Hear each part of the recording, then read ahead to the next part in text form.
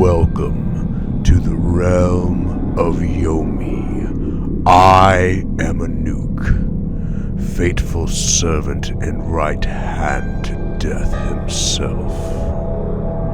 Sit, stay a while, and hear the stories of those who have come before you. Give yourself to the darkness.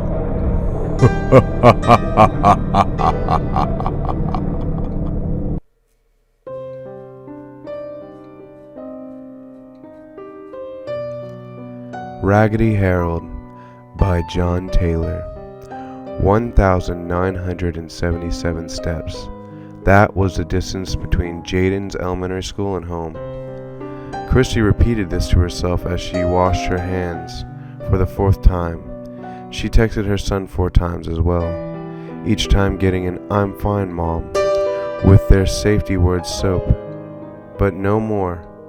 1,977 steps, and he was still a half hour late getting home. Christy was reaching for the phone again when she saw her son walk the 11 feet up the driveway and come in through the kitchen. "Hi, Mom," Jaden greeted her. The 1st grader sat down and reached for a banana from the kitchen table. "Where were you, Jaden? You scared me." Christy scolded him. "Me and my friends were talking to Raggedy Harold," he replied. Christy gave a confused nod and raked her brain for the names of friends, pets, or cartoons Jaden talked about. She drew a blank. "Who's Raggedy Harold?" she asked. "He's this nice old guy we met by the schoolyard," he answered with his mouth full. "He knows lots of cool stories, but he wears old rags and smells really bad. He said that's because he lives in a box behind the museum." "Jaden David McAllister," she shouted. "You know better.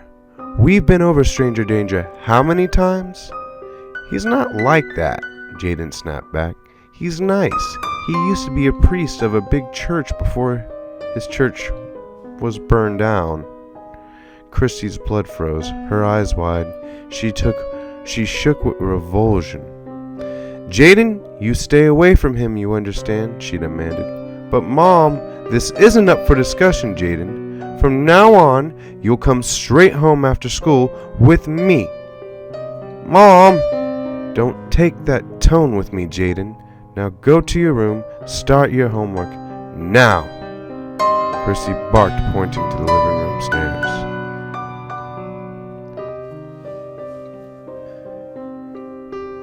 Jaden walked grumbling through the living room and dropped his coat on the coffee table. It covered a book, Family Guide to Living with Obsessive-Compulsive Disorder. Christy began to wash her hands for the 5th time, trying to purge these images of human filth that flooded her mind. After Jaden was in bed, Christy sat in the kitchen with her husband Joseph. She sipped her hot cocoa while he placed his badge and gun on the table. "Tell me more about it," Joseph asked Christy. "A homeless guy is stalking Jaden and his friend," she said. "They call him Raggedy Harold. Supposedly he's some pervert ex-priest who lives in a cardboard box behind the museum." "Figures." Joseph sighed and sipped his cup. "I'll radio the priest and have the guys on second watch bring him in." "That's it, Joseph? Doesn't this worry you?" Christy asked. "That a pervert may be stalking our son." "You know it's not like that, Christy," he replied. "We're short on personnel. Me and every cop in the precinct are working a major theft case tonight. Latest in a series. First a taxidermist, then the public works garage, and now the funeral home." "Funeral home?" Christy asked in confusion. "What's there to steal there? Some jewelry out of coffins?" "Not the jewelry. The bodies," Joseph told her. Christy began wringing her hands, saying nothing. "Yeah, it's sick. I know," he continued. "Best we can figure is that it's some kind of organ trafficking operation. They thought a small town would be a soft target and—" "Stop. Just stop." Christy cut him off and buried her face in her arms on the table. A cold knot formed in her stomach. Oh, babe. Joseph sighed and took her hands. It will pass. This is just... It's my every nightmare come true, Joseph. We left Detroit to escape this type of crime. Small towns, picket fences, low crime rates. But this isn't okay. This is worse than the crack houses. I've got this, Christy, Joseph reassured her with a kiss on the cheek. The police will pick up this Harold guy tonight, and the others soon. Then we'll be back to business as usual. American dream and all. Christy patted his hand with a forced smile, not believing a word he'd said. She followed him to bed, trying to ignore the low, hymn-like moan on the wind. No, Chloe. They didn't find him last night, Christy said into her phone as she completed her 14th lap around the living room. Not so much as a box in the alley. And I called the Catholic diocese, Chloe's voice answered back. They have no record of a priest named Harold or a church fire. Well, that's awful convenient, Chloe. Christy, he isn't even a registered offender either. I checked, honestly. I'm not sure this Raggedy Harold exists at all. What? Why not, Chloe? Christy asked. Well, some of my Caleb's friends say he's a person, but others say he's some sort of, boogeyman. Boogeyman? You know, Christy, Chloe continued, like that Slenderman thing on the internet, a creepypasta or some kind of sick viral challenge game. I don't believe that, Chloe, Christy told her. I want to be sure. So do I, Chloe replied. Some kid told Caleb they have a picture of Raggedy Harold on their phone. Miss Waite took their phone for using it in class. I'm going to see her and have Caleb take me to see this Harold guy today. I'll solve this, Christy. I promise. I know you will, Christy lied. 3 days had passed and Christy had heard nothing. As she drove to do her shopping, she kept her eyes out for any homeless people on the street. She saw none. Absolutely none. All she was met with were counter stares of passers-by, judging the small town's new addition. Christy took a deep breath to calm her nerves as she drove up to the butcher's shop and instantly regretted it. There was a sweet but acrid tang on the air mixed with the stench of rotting flesh. It was a vile, thoroughly inedible stench. Christy couldn't bear the thought of eating anything coming from that place. Slowly she walked to the front door, only to find the shop closed and locked. Very odd for a Friday, Christy thought.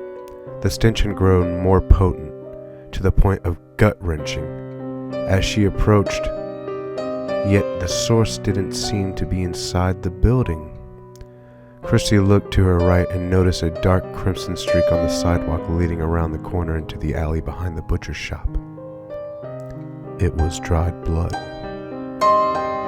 The clotted trail led behind some garbage cans where the smell grew intolerable. Christy didn't know why she was drawn to such a revolting stench, but she walked onward, drawing her collar over her nose as she counted her steps. 6, 7, 8. The sight that greeted Chrissy stopped her dead in her tracks. It took her a moment to even process what she was looking at. When it registered in her mind, it flooded her with a sickening sensation far worse than the smell was. An orange tabby cat was crucified, attached to the wall with large masonry screws. It was eviscerated as well, a flood of fly-eaten viscera staining the pavement below.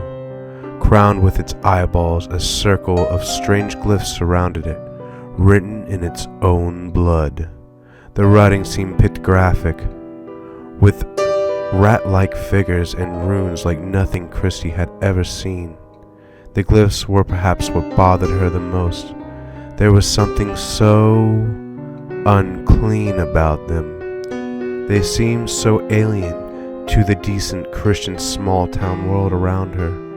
These glyphs suggested a power, no, a corruption, ancient beyond measure. They had no reason being here in the daylight, in this plastic world of today. Christy opened her quivering mouth to scream, but only a stream of vomit came out.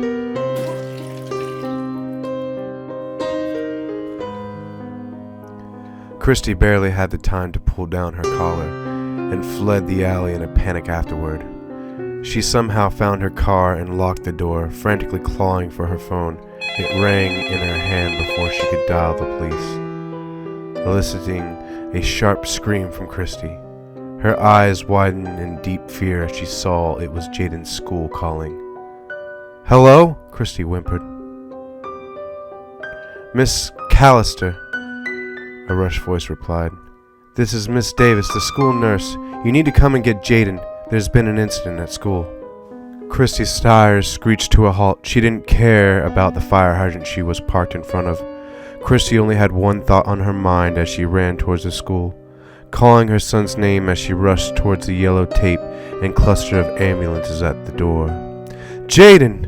she screamed through her tears, scanning the crowds near the police cordon for him, her fear overpowering her reason entirely. "Christy, wait!"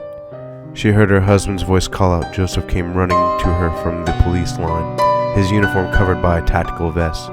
"Christy, he's safe," he cried, trying to hold her back from the police line. "Where?" Christy yelled and struggled to break free from her husband's embrace. Before he could answer, the air was filled with a deafening screech. 4 officers exited the building, the first holding a bolt-action rifle and an evidence bag with many spent bullet casings. The other 3 tried desperately to restrain a frenzied aged woman who was screaming and foaming at the mouth. In shock, Christy recognized her as Miss Waite, Jaden's teacher. "I had to do it. I had to," raved at the crowd. "The kids are serving demons. They'll sacrifice us all to them. I had to stop them. It's true. And they know it. There's proof in their phones." Sick old hag. I hope they give her the gas chamber, Christy thought and turned away in disgust, weeping softly. "Ask them," Miss Waite screamed even louder. "Ask them about Raggedy Harold." Christy froze in place. She was about to turn and confront Miss Waite when a soft sound caught her attention. "Mom!" It was the sweetest sound Christy had ever heard. Jaden sprinted up to her and Christy knelt to hug him, sweetly counting each of her tears as they fell. Inside, outside, 20 seconds, done. 45, spritz, soap. Christy's count rose. "For heaven's sake, stop!" Joseph snapped. "You've been at that for a half hour straight, Christy. Your hands, they're bleeding." Christy paused, not sure what was more powerful, the compulsion to wash her hands, or her revulsion at the sight of her own blood. Joseph reached over and shut off the kitchen sink. He rested his hand on Christy's shoulder. She closed her eyes and sighed, then took his hand. "I'll get the bandages," Joseph said. "Are we really not going to talk about this?" Christy asked Joseph as he finished applying the bandages to her hands. "You aren't concerned by this?" "I'm scared to death, Christy," Joseph replied. "But I don't want to further traumatize Jaden, at least until he can see the counselor tomorrow. Besides, what can I do right now? Investigate a dead cat?" "A dead cat," Christy raised her voice. "It was ritually sacrificed. You heard what Miss Waite said. And where's Chloe? No one's heard from her in 3 days. And you want me to take the word of a raving lunatic to the police chief?" Joseph countered. "What would I tell him? That a homeless guy who might not exist is turning our kids into devil worshippers? I'd be in a padded cell faster than Miss Waite. Christy, I know we just..." "What do you know?" Christy yelled. "Our son almost died today. I'm afraid to even let Jaden out of my sight, and you won't look for this Raggedy Harold. What's your problem?" "You've got him all wrong." Jaden's voice cut into the conversation. Sullenly, he walked to the fridge and pulled out a sandwich wrapped in plastic. Jaden sat at the table and started eating. Raggedy Harold's a good guy. He helped save me today. Jaden, don't start, Joseph started. Why won't you listen? Jaden yelled. He protects the kids. He gave me this so I'd be safe. Jaden reached down his collar and tossed the medallion on the table with a heavy thud. Christy picked up the talisman, a golden scarab with a wide eagle's wings and a swirling black stone set in the middle. Christy picked it up and handled it. It was real gold. As she inspected it, Christy saw glyphs inscribed on it, the same glyphs that had been written in the cat's blood earlier. But the stone pulled at her attention. Christy had never seen anything like it. It seemed to reach for her soul, drawing it into a swirling storm of night. Christy could seem to hear the hymn-like chant on the wind again. A guttural drone that echoed in her mind with an ungodly quality. With a sharp breath, Christy broke away from looking at the talisman and fixed her gaze on Jaden. I told you to stay away from him, Jaden, Christy yelled. He cares about me a lot, Mom, Jaden yelled back. He said I'll be his #1 acolyte after this Saturday. What? Christy asked, now in a low tone. Me and all the kids are supposed to meet him at the museum at noon on Saturday, Jaden said, sulking again. His grand revelation is going to happen then. We're all supposed to be there to get our reward. Jaden, don't you dare, Christy began. Wait, Joseph cut them off. I have an idea. Come on, where are you? She thought. But Jaden's tugging on her arm snapped Christy back to attention. He'll meet us here, Jaden told her. Christy turned to see what Jaden was pointing at. She wasn't ready for what greeted her. A massive sarcophagus occupied the far corner of the hall. It was unlike anything Christy had ever seen in a history book, looking more like the shared nightmare of Harmonious Bosch or H.R. Gringer. It was carved from obsidian and showed an inhuman figure in a ceremonial headdress, with twin blades clutched in its hands. Its soulless black eyes seemed to pierce Christy's soul, and the coldly organic yet utterly alien motifs surrounding it screamed of a netherworld undreamed of. Christy had looked away, unable to think of why anyone would want to look at such a thing. She had almost cleared her head when her phone rang. It was Joseph. Do you see him? Christy blurted out. Her answer was the sound of gunfire and flesh being torn from bone. Above the din of slaughter, Christy could discern 2 words from her husband before the gurgle of blood drawn him out. Christy, run! The clock struck 12.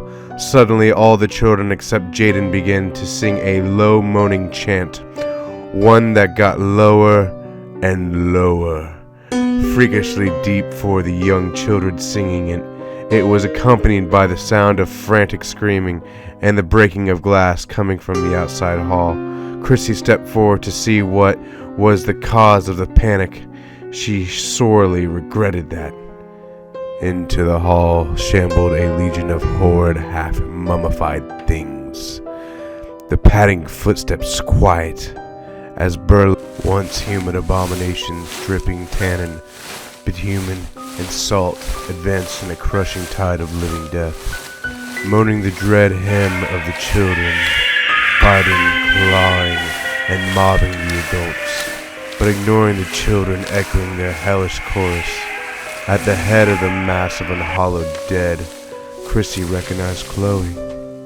Her skin now dried tight and stained with bitumen. She dragged her unraveling burlap bandages and masses of viscera along the floor. Her one remaining eye, begging for a second death. Christy didn't even gasp in fear. She was afraid to open her mouth. as the crushing mass of dead things backed her into a corner with the black sarcophagus. As she stepped backward, Christy saw the placard for the dreaded sarcophagus and gave it a quick read. Harold. Harold! Christy processed the realization in her mind as she heard the soft grating of obsidian on the tile. Christy refused to turn around. She refused to scream. What difference would it make? She knew no help was coming and knew that she was going to die a very unclean death. He's here now, Mom, Jaden cried. You get to meet him. You get to meet Raggedy Harold!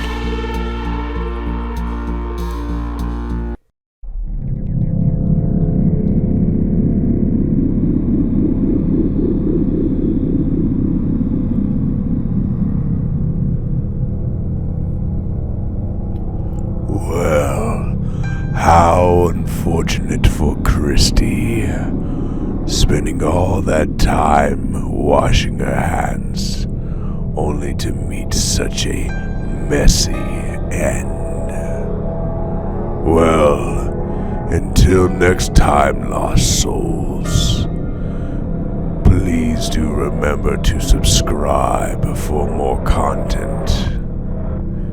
And do remember to leave your own story before you leave, or chance your meeting with your maker be cut short and your soul claimed by me, a nuke.